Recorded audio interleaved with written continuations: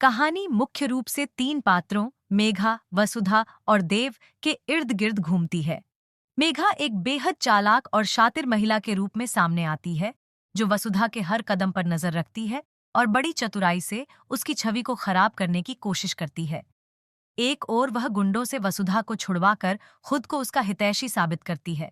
वहीं दूसरी ओर जब वसुधा यह सच्चाई सबके सामने रखती है, तो मेघा उल्टा उसी पर आरोप मढ़ देती है।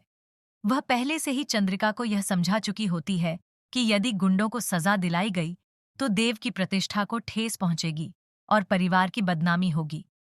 इसी डर से चंद्रिका वसुधा की बातों को नजरअंदाज करते हुए उसकी बेइज्जती करती है और उसे चुप रहने को कहती है।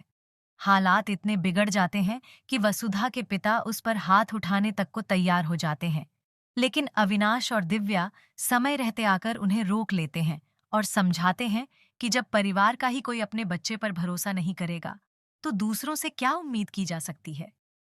इस पूरे घटनाक्रम में वसुधा बेहद अकेली महसूस करती है, लेकिन दिव्या और अविनाश का साथ उसे थोड़ी राहत देता है। दूसरी तरफ चंद्रिका की सोच पर मेघा ने पूरी तरह से नियंत्रण कर लिया है। वह मेघा के हर शब्द को सच्चाई मानकर उस पर आंख मूंदकर विश्वास करती है, जैसे पहले उसने करिश्मा के मामले में किया था। वसुधा को यह बात भीतर तक चुभती है कि वह परिवार में फूट नहीं चाहती, लेकिन मेघा की साजिशें उसे मजबूर कर रही हैं कि वह सच्चाई सामने लाए। अब देव, जो वसुधा की स्थिति को समझता है, मेघा से झूठा प्यार जताकर उसके मन की चालों को समझने की योजना बनाता है। वह मेघा के भरोसे को जीतने की कोशिश करता है, ताकि वह आसानी से उसकी साजिशों को जान सके और उसे बेनकाब कर सके। वहीं वसुधा भी अब ज्यादा चतुराई और संयम से काम लेने लगी है, जिसमें अविनाश और दिव्या उसका साथ दे रहे हैं। कहानी में अगला बड़ा मोड़ हल्दी की रस्म के दौरान आता है, जब सभी को यह लगता है कि देव और मेघा की शादी तय हो चुकी है। लेकिन रस्म के समय देव सबसे पहले हल्दी वसुधा को लगाता है, जिससे पूरे परिवार में हड़कंप मच जाता है। खासकर चंद्रिका इस बात से आहत होती है, क्योंकि वह मेघा को लेकर अंधभक्ति की हद तक जा चुकी है। वह यह समझ नहीं पाती कि देव ने ऐसा क्यों किया, और उसके मन में वसुधा के प्रति नफरत और गहरी हो जाती है। दूसरी ओर वसुधा जानती है कि यह देव की योजना का हिस्सा है और वह उसका साथ दे रही है, ताकि मेघा की असलियत उजागर हो सके। दिव्या और अविनाश जैसे समझदार सदस्य वसुधा को मानसिक रूप से मजबूत करने का काम कर रहे हैं। वे उसे यह विश्वास दिलाते हैं कि उसकी सच्चाई एक दिन सबके सामने आएगी, बस उसे धैर्य रखना होगा।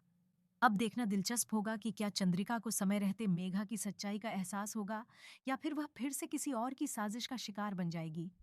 यह भी सवाल बना हुआ है कि क्या वसुधा इस सब झंझट से तंग आकर परिवार को छोड़कर चली जाएगी, या फिर वह अपने आत्मविश्वास और अपनों के सहयोग से इस लड़ाई को जीतेगी।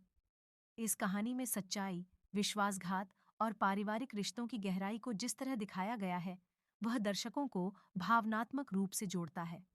साथ ही यह सवाल भी उठाता है कि क्या एक सच्चा इंसान बिना झुके, बिना डरे अपने अधिकार और सम्मान के लिए खड़ा हो सकता है। दर्शकों की रुचि बढ़ती जा रही है और वे उत्सुक हैं यह जानने के लिए कि आने वाले एपिसोड्स में देव, वसुधा और मेघा की कहानी किस दिशा में जाएगी। क्या साजिशें खत्म होंगी या कोई नया तूफान दस्तक देगा। अगर आप चाहें तो मैं इस कहानी को एपिसोड आधारित स्क्रिप्ट या डायलॉग फॉर्मेट में भी बदल सकता हूँ।